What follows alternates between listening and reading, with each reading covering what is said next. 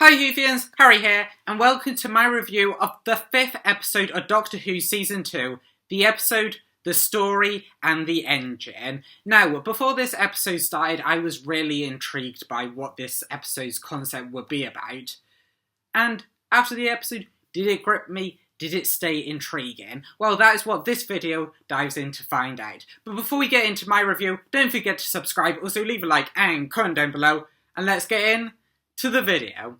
So, this episode starts with the Doctor and Belinda in the TARDIS, and basically they land in Lagos, Nigeria, in Africa, because the Doctor says that right here, in this time, in this place, Africa has the biggest communications in the world, so it should help boost the Vindicator so they can get back, of course, to Belinda's time, the 24th of May.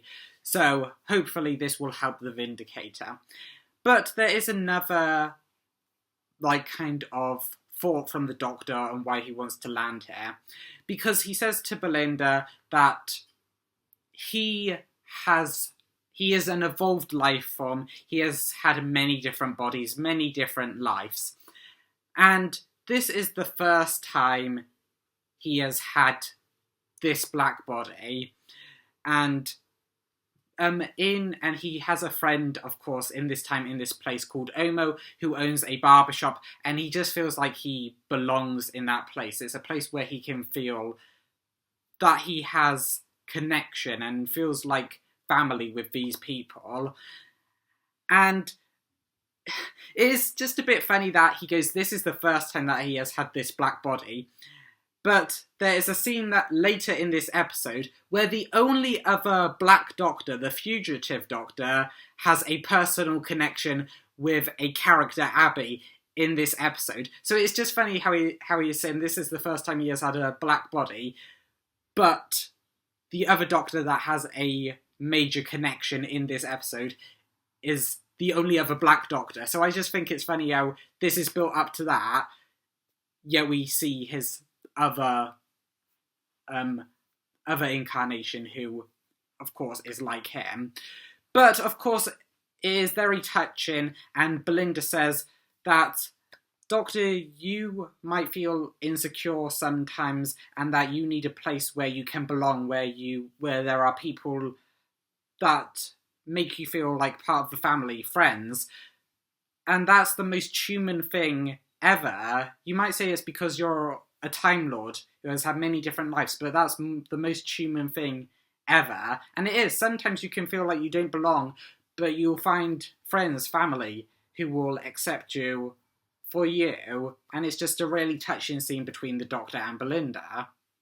So Belinda says to the Doctor that he can go to Omo's barbershop, and so he thanks Belinda and he ventures out in this new outfit to the barbershop, and he finds Omo with 3 other customers. However, they are all scared, and it is very apparent early on that they are scared. Even before the Doctor enters the barbershop, you can see that there is something up, because there is a sign that's basically saying, stay away, on the way to the barbershop. And also there is a missing poster with Omo and the 3 customers that are in the barbershop, apparently that they've all been missing. And there is this new, the barbershop is under new management from this mysterious barber. And what is revealed is that the barber wants the customers to tell him stories, so that he can, get to his destination, and storytelling is how he tracks it, how he gets to this destination, which will be revealed a little later on in this episode, which I will get to. So, it has been revealed that Omo wanted the Doctor there to help him tell a story, and the Doctor gets mad at this. I am jumping about a bit, but the Doctor gets mad at this. But if Omo wanted the Doctor there, then the Doctor only went there to boost the Vindicator's signal. Yes, he also wanted to visit Omo, but he didn't know that Omo wanted him to visit him at that exact moment. So, yeah, how did he get there at the right time for the episode? Like, how did he get there whilst they were on this destination, whilst this barber was there?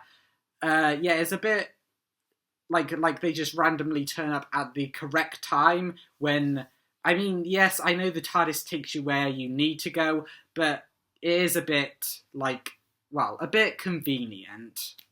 But, of course, the Doctor is never one to shy away from a challenge. When he realises that the barber wants stories, he steps in, and he's like, yeah, you may want a story about weeping angels and ice warriors, but there is nothing more impactful than just a normal story. And the Doctor tells a story about Belinda's nursing job, and this kind of reminds me of the Ninth Doctor dreaming of an ordinary life back in Father's Day, how he has seen things that you couldn't even imagine, like weeping angels and ice warriors. However, a normal life is something he has never had, and an ordinary day can become the most extraordinary day, but he has never had that life, so to him it's even more impactful.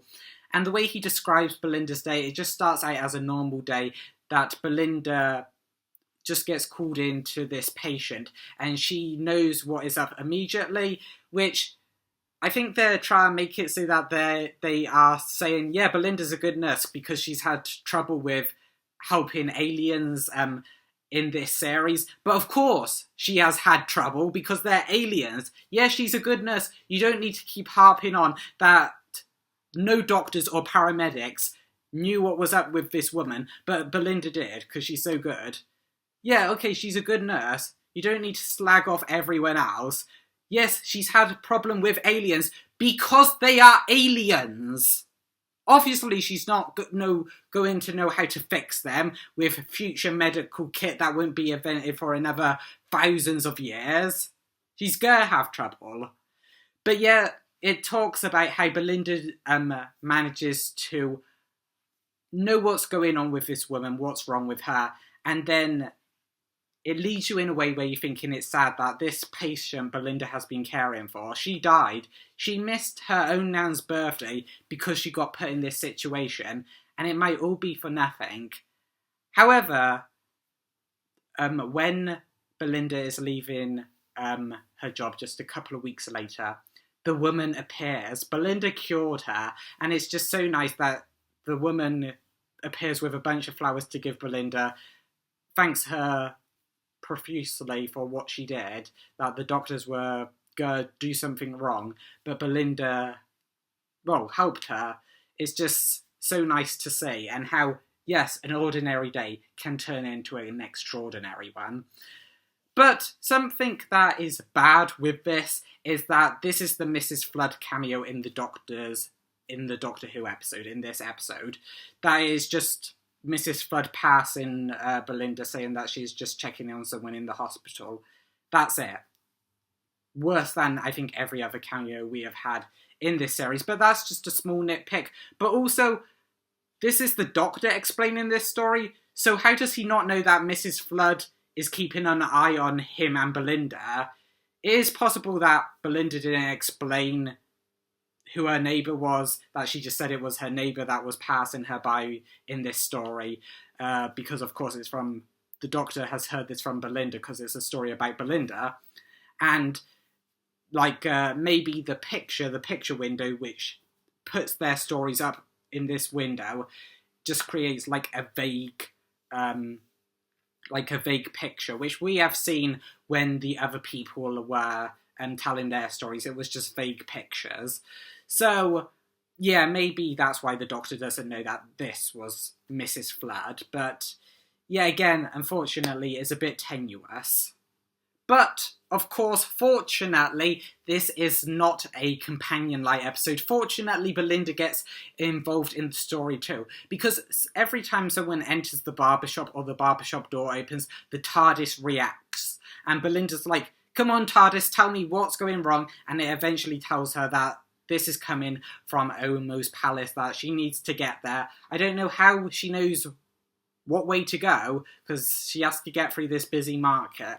Which leads us to some unsolved things happening with Belinda, because she gets in trouble with the police when she knocks into and knocks over this person's market stall, well, stuff in this market stall, and there's like a police officer there, and she's like, who's causing trouble? But nothing comes of that, so what was even the point of that scene? Also, just before she enters Elmo's palace, she sees a spooky child, which does not get resolved at all in this episode. It is still a mystery. However, is this a mystery that Russell T Davies wanted in this story? Because this child is credited on IMDb, so it could be wrong, but it is credited as Poppy, and it is a similar sort of child, even though it's a bit more grown up, to Captain Poppy from Space Babies back in season 1. And Mrs. Flood, Anita Delbson, did say that Space Babies would tie into Mrs. Flood's arc of season 2. So is this Captain Poppy? I don't know why it would be, but just something I thought I would bring up. But now everyone is there. There are some things finally explained in this episode. First of all is Abby, the connection that the Doctor has with this. They both have a connection that the fugitive Doctor was having a bet with one of the gods that he would or she would marry his daughter, which is Abby. It's so hard to explain it. But yeah, that would happen. But the Doctor tried to lose the bet so he wouldn't sell his daughter, which is Abby. But then that happened, and it's treated as a real hard thing. Like, we shouldn't trust the Doctor anymore. He bet a woman's life away. But no, you haven't explained anything. You have not explained what the bet is about, why the god wanted to sell his daughter, what the connection between the Doctor and Abby is. You just throw the fugitive Doctor in our face and tell us that they have a deep connection.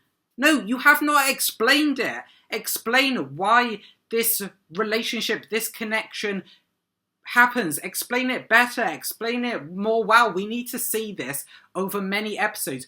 A random casual viewer might not even know about the fugitive Doctor. There's just a random Doctor suddenly appears. Well, that is said to be the Doctor. And you're supposed to follow this? Even for a hardcore fan, we still don't know what the connection really is between them. So that is just weird. But it is seen that the Doctor has met many gods across his time, not just the gods we have seen him battle from the Pantheon. And this is actually how the Doctor masterfully uncovers that the Barber is lying to all of them, because the Barber claims to be all these gods. However, the Doctor turns the tables on him, with the Doctor and Belinda just laughing, and even one of the customers, Tunde, I think is his name, starts laughing, and the other customers are like, why are you laughing? And he just goes, I have no idea. So that's just funny. And he is going on this story, and he's like, well, you are not any of these gods, because I've met some of these gods, and you are not them. So who are you really? And it is claimed that the Barber wants to destroy gods because they took his work of stories. The stories are power, and the Barber found a way to harness them to, well, actually create this spider that this barbershop is on so he can get to the gods and kill them. And this is just masterful that he created this work, used stories to harness a way to get to the gods, yet they took most of his stuff, apart from the engine, which I think is the spider or the brain inside of the barbershop. So he wants to kill them because they took his work, and he just wanted credit for this work that he helped the gods.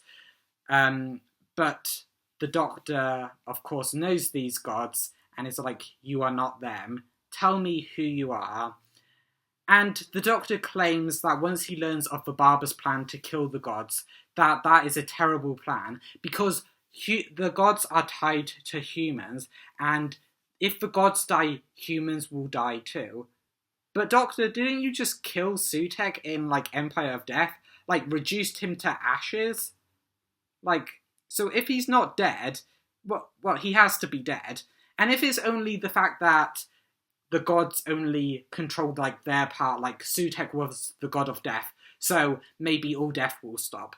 But that's terrible. If you saw Torchwood Miracle Day, you know that death, if no one dies, then that gets a real problem for humanity. Really quick. So, Doctor, you have just doomed humanity, really, if there is no death because you killed Sutekh, the god of death. But I don't know, maybe it's I'm just looking too much into it, but it definitely seems that way. So either it's not explained very well. But as the Barber was explaining how he created a story engine so he could get to the gods, on the picture window he has the theatre from episode 2 Lux and maybe the rocket from episode 1 The Robot Revolution can be seen on the picture wall when the Barber is explaining how he started his journey of collecting, like, these stories. So has he been behind, like, the fourth wall breaks this whole time? Like, that, like, in episode 2, Lux was the most meta episode. In episode 1, The Robot Revolution, there was the time fracture. So, like, what does this mean? Has the Barber been following them this whole time? At the end of this episode, it just seems like he is a normal person, really. But like, how? This is another thing that is not explained. And then, of course, something that I do like is that this story is nearing its end, and the Barber is getting impatient. He needs stories, otherwise, well, maybe they are not going to make it out of this, well, situation alive. So I like how the customers in the barbershop enter hysteria, as Omo promised them that the Doctor would save them, yet he's been powerless this whole time. They are still no closer to escaping, and the Barber seems to still have all the power. And I like how when you're in this confined space with no power, yeah, you would get hysterical like that. It gives, well, vibes of Midnight, which is so great, because of course the customers would act in this way. I mean, the customers, Rashid and Oboma, hopefully I pronounced that correctly, even force the Doctor into the Barber's chair in the hope that if they get to the Barber's destination, they'll let go because the Doctor has the best stories. However, finally Abby steps in and actually helps the Doctor by secretly, whilst telling a story of how the women would braid hair in a certain way into, like, maps so that they could get through a plantation so they can escape. She braids the Doctor's hair into a map of the barbershop. So the Doctor and Belinda manage to escape from the Barber by basically shutting off the electricity with the sonic and escape to the brain of the barbershop. And yes, it is revealed that the Doctor is now controlling the engine of this barbershop. But another thing that is unexplained is, how does he get in control of the engine of this barbershop?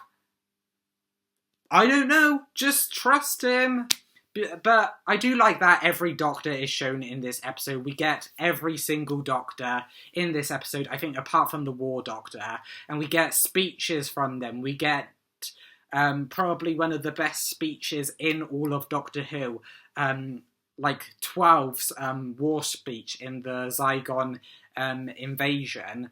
So I like how that is in there, because that is probably one of the best speeches of all time. I'm just sad that we didn't get a speech from the 15th Doctor like this in this episode. But you can't have every Doctor Who speech be a banger or every episode have a Doctor Who speech. But I think that is one thing that Ncuti's Doctor has definitely been lacking, a good Doctor Who speech, which I really hope he gets before he leaves Doctor Who. But, of course, then the Doctor eventually negotiates a bargain with the barber that he has overtaken this ship, so either it will explode or he lets everyone out. And the barber just succumbs to defeat. He lets everyone go, and he's just like, yeah, I'm gonna blow up with this ship. However, the Doctor saves him, and the spider, like we saw in the trailer, unfortunately that was spoiled. The spider blows up, and unfortunately that was spoiled in the trailers, but hey-ho, so that's a bit disappointing, but yeah, that is what it is. So, of course, then with everyone, once they've all escaped from the barbershop, everyone is fine. The three customers do this, like, press-up thing in front of Abby, which is a sign of respect to elders in Africa. But she helped trap them. They say, oh yeah, we wouldn't have survived without you, Abby. She put you in that barbershop and literally put you to the barber. But no, oh yes, we worship you, Abby. You've done so much for us. No. She put you in danger. And also, they accept the barber way too quickly as well. Omo literally gives the barber his shop and his dad's name. That is just so weird. So weird. But yeah, everyone is fine. They all go their separate ways. The three customers go their separate way. Omo goes his separate way. Abby, the Doctor and Belinda, they all go their separate ways. With the barber now becoming the owner of Omo's barbershop now. Yeah, so this episode was definitely weird. And if I'm honest, a little disappointed by it. I think you can gather from the tone I've had, or what I've brought up in this episode. There's just too many mysteries, too many things not explained, too many things that they rely on prior Doctor Who knowledge, too many things just that you should, just overlook. And I was really intrigued with how this episode would be. Yeah, in my opinion, and this is so, because I've loved season 2 so far, but this is the first episode that I think has just been underwhelming for me. So, unfortunately, I think I would give this episode I'm going to give it a 6.5 out of 10. Yes, now that doesn't sound too low, but I just hope we were on a roll with Lux, The Well, Lucky Day, even the Robot Revolution was a good episode for an episode opener. However, for me, the story and the engine has just been a bit underwhelming. But that is just my thoughts. Let me know down in the comments below what you thought of this episode. The story and the engine. Did you like it? Did you actually think it was better than some of the other episodes? Or are you a bit disappointed by it as well? Let me know your thoughts down in the comments below. Also, if you like this video, don't forget to leave a like, also subscribe, and share it out. And I will see you in the next one.